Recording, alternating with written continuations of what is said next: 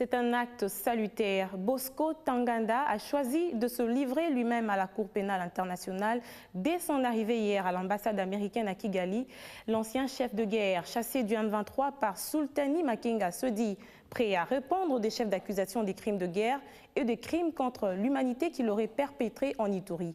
Guilain Kabalundi nous en dit plus dans ce récit. Ouverte la route de la Cour pénale internationale pour Bosco Ntaganda.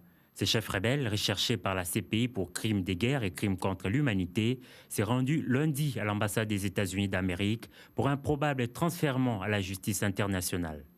Même si le pays d'Obama n'a pas ratifié les traités de Rome instituant la CPI, la coopération pour faciliter ces transferts est possible, soutient le porte-parole de la Cour pénale internationale en RDC, invité du journal des Biwan. Même un État n'ayant pas ratifié le statut de Rome peut toujours volontairement coopérer avec la Cour.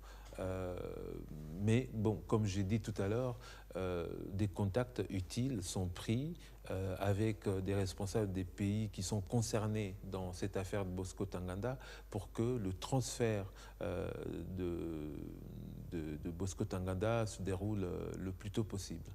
Alors, Washington et Kigali sont invités à coopérer. Vous restez optimiste par rapport à son transfert? Nous ne pouvons qu'être, nous ne devons qu'être optimistes. Selon des sources, Washington a pris ce mardi des contacts avec la Cour et le gouvernement rwandais pour faciliter ces transferts. C'est en tout cas ce qu'a indiqué Victoria Nuland, porte-parole du département d'État américain. De son côté, la mission onusienne, par son porte-parole Carlos Araujo, s'est dit optimiste et espère que le rebelle Ntaganda sera transféré dans les plus brefs délais. Des vœux partagés par Kinshasa qui trouvent en cette reddition la fin de l'impunité pour les seigneurs des guerres au Kivu.